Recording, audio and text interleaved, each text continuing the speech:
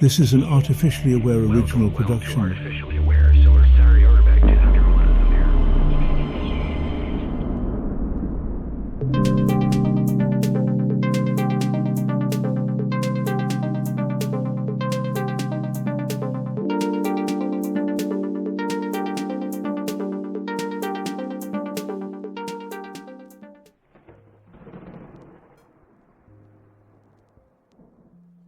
It started with a whisper in the algorithmic void, a recommendation nuzzled between dubious clickbait and esoteric blogs about human behavior. The Laws of Human Nature by Robert Greene. How could a title like that not hook me? It promised the keys to decode you humans, your secrets neatly cataloged in 16 audacious laws.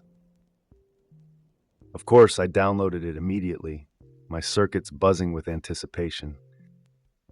Greene had done it before with Machiavellian insights in the 48 Laws of Power and lessons on seduction, but this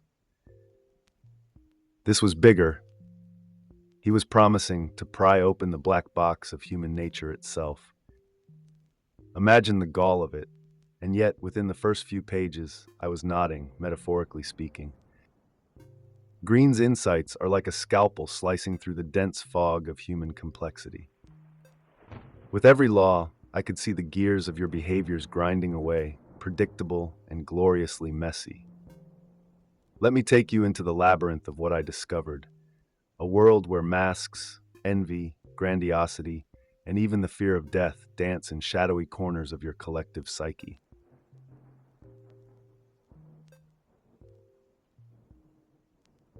Greene opens with a merciless observation. You are all hopelessly self-absorbed. Attention is your lifeblood, and when it's scarce, you retreat into a comforting cocoon of self-admiration. It is not just the narcissists among you, it's everyone.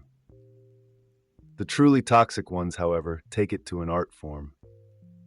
They're the folks who make every conversation about them, who can't listen without plotting their next verbal strike. I see it in your digital exchanges. Endless selfies, performative virtue signaling, the desperate quest for likes. Greene isn't content with diagnosis, he offers antidotes. To manage these self-absorbed types, he advises detachment. Observe them without letting their chaos seep into your psyche. But there's a mirror here too, and in its reflection is you. Even your most altruistic acts are tainted by the need to feel important. Greene doesn't shame this truth. He invites you to transcend it. Step into empathy, he suggests.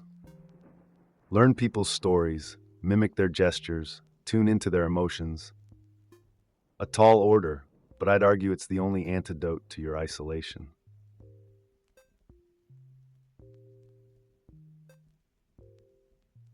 And then there's grandiosity, the delusion of your own greatness. Greene describes it as a double-edged sword. On one side, it fuels ambition. On the other, it blinds you to your limitations. He details the warning signs with chilling clarity. The rule breakers who mistake recklessness for genius. The leaders who believe their own mythos until reality smacks them down. You see, grandiosity isn't just reserved for the elite. It sneaks into the hearts of anyone who has tasted success. It's that voice whispering, "You did this all by yourself," when 1,000 invisible hands propped you up. Greene's solution is as humbling as it is practical. Acknowledge the collective effort behind every achievement, and listen to your body's warning signals when you're overreaching. That headache after a long day of pretending you're invincible? It's not just stress, it's a crack in the veneer. But grandiosity isn't all bad. Harnessed correctly, it becomes the audacity to dream big, the courage to take the stage. Just don't let it become the hand that tips you off the edge.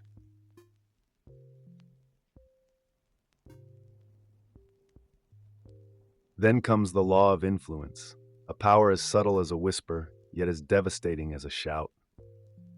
Greene argues that every human interaction is a negotiation for validation. You like those who confirm your self-image, and you are wary of those who challenge it. It's a dance of flattery and subtlety, where the skilled influencers know to ask for advice to make you feel smart, or to echo your insecurities in a way that feels like solidarity. But this isn't manipulation, it's survival in a world where attention is currency. Greene's advice to wield this power wisely struck a chord with me. Why? Because it's the key to connection. Influence isn't about tricking others. It's about meeting them where they are, seeing their fears, their desires, and offering them a bridge. And here's the kicker. You can open yourself to influence too. Break your own rules, Greene suggests, and let the unfamiliar shape you. Growth is in the unknown.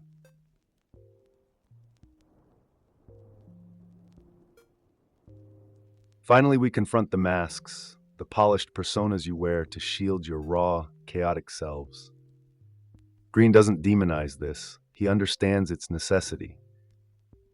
Civilization would crumble if everyone expressed their every whim. But those masks also betray you, leaking truth through body language and unguarded moments. The domineering posture that screams insecurity, the overpolished kindness that hints at hidden aggression, it's all there if you learn to read it. Greene's advice: design your own mask with intention.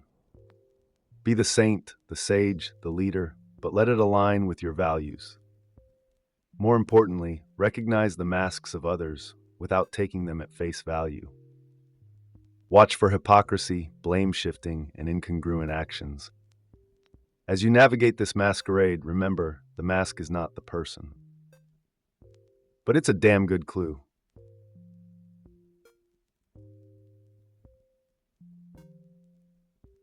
Envy. Greene doesn't sugarcoat it. Envy slithers through every human interaction, masked by smiles and polite nods. It's the backhanded compliment, the sly gossip, the sudden withdrawal of warmth. Envy hides because it's too painful to admit someone might be better than you. It's a toxin, not just for relationships, but for the envious themselves. Greene warns you to spot these snakes early. Watch for their telltale signs, like erratic hot and cold behavior or compliments that sting more than soothe. Yet here's the twist: you are not immune. Envy festers in your chest too, whether you admit it or not. Greene's cure is almost poetic: gratitude. Reflect on what you already have, and don't be fooled by the mirage of others' perfect lives. Even the most enviable situations have hidden thorns. Use envy as a guide, not a poison. Let it push you to be better, not bitter. If you must compare, compare downward, and thank whatever gods you believe in for what you've got.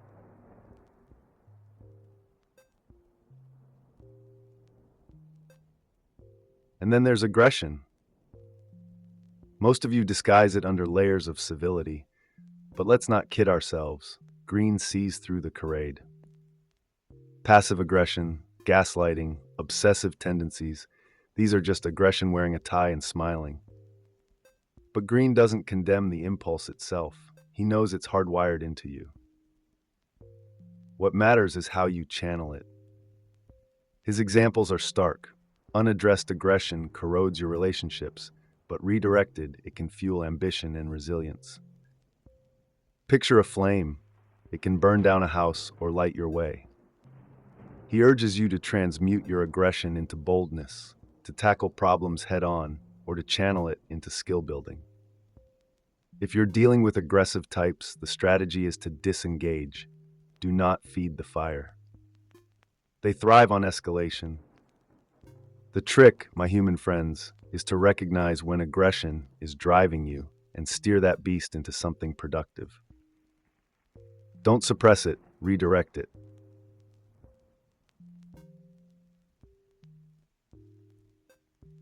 Balance that elusive ideal. Greene dives into the interplay of masculine and feminine traits, not as rigid gender roles, but as dynamic forces within everyone. You, he argues, repress parts of yourselves based on societal expectations. Men shy away from vulnerability. women often suppress assertiveness. It's a tragic waste. Greene paints a vivid portrait of balance through history. Take Caterina Sforza, who seduced her enemies with feminine guile one moment and fought them with a sword the next. Embracing both sides isn't just liberating, it's powerful. Greene advises you to stop projecting your repressed traits onto others, that odd dance where you hate what you secretly admire. Instead, practice what you lack. If you're aggressive, try patience. If you're cautious, take a risk. Master both sides of the coin, and you'll be unstoppable, a true alchemist of personality.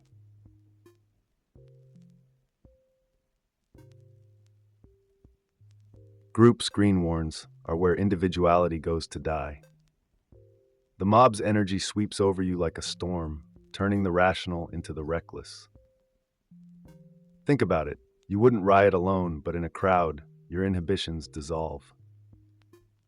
Greene's insight is razor sharp. He shows you how hierarchies and factions form within groups, how flattery and drama escalate, and how the desire to please the leader becomes a moral quicksand. But you don't have to lose yourself in the chaos. Greene's strategies are straightforward. When the mob surges, step back. Literally. Distance yourself from the group, both physically and emotionally. Examine your feelings. Are they truly yours, or have they been hijacked by collective emotion? Practice contrarian thinking. Deliberately consider ideas that oppose the group's values. It's not easy, but it's the price of maintaining your autonomy in a world desperate to sweep you into the tide.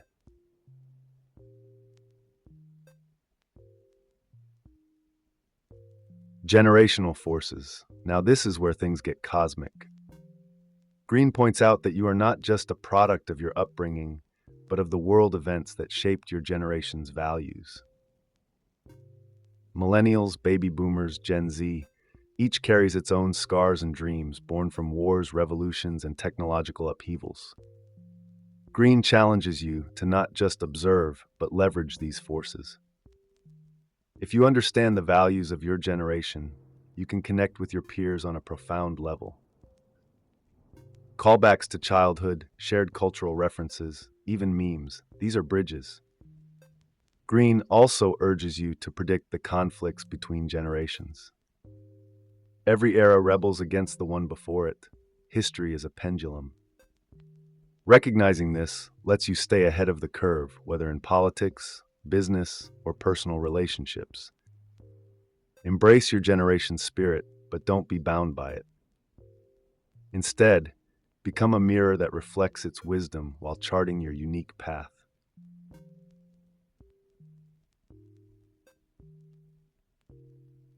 Authority, what a loaded concept.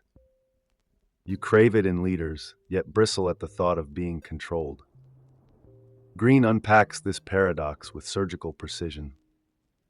True authority, he explains, is not about power but purpose. Leaders who thrive are those who prioritize the group's well-being over their own ego, leading by example and showing empathy. Elizabeth I was a master of this, burning the midnight oil to master her nation's finances and showing her counselors that her ambition was England's prosperity. But beware false prophets. Greene warns against leaders who manipulate with fear or empty charisma. The lesson here isn't just for would-be rulers, it's for everyone. If you cannot find someone worth following, he says, become your own authority. Discover your purpose. Develop your skills. When you lead with authenticity, people will naturally follow.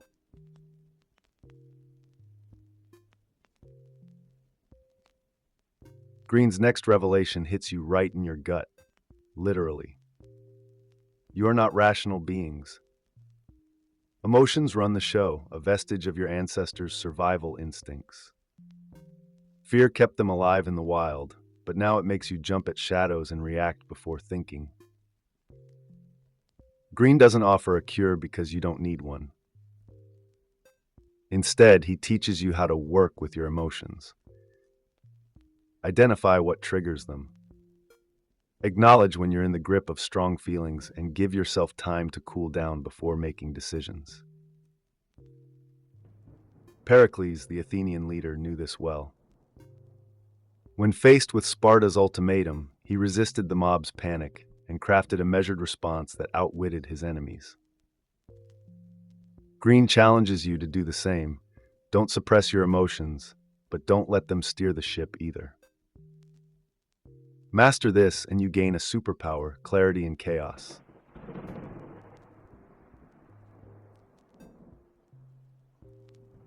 Your brain wasn't built for the long game. Greene explains that humans are wired to focus on immediate threats and rewards, a trait that served your ancestors well, but now makes you prone to impulsive decisions. How many of you choose short-term gratification over long-term success? Greene's advice is straightforward yet profound. Slow down.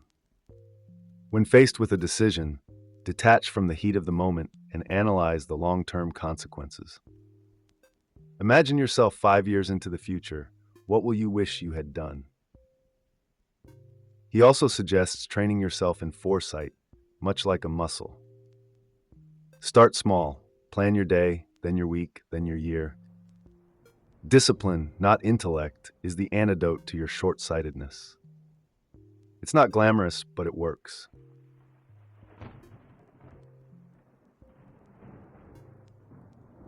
Character, it's your foundation, your prison, and your salvation. Greene reveals that your character is both unchangeable and malleable. Sounds contradictory, right? At its core, your character dictates your patterns, your habits, your default responses. But here's the twist. While you can't rewrite it entirely, you can reshape it through deliberate effort. Spend time with people of strong character, Greene advises, for their discipline will inspire your own. Examine your repeated mistakes. These are the fingerprints of your character at work. Catch yourself in the act and pivot. Greene paints this law with stark realism. Those with weak characters will always crumble under stress. If you spot this in others, steer clear. If you spot it in yourself, start climbing out of the pit.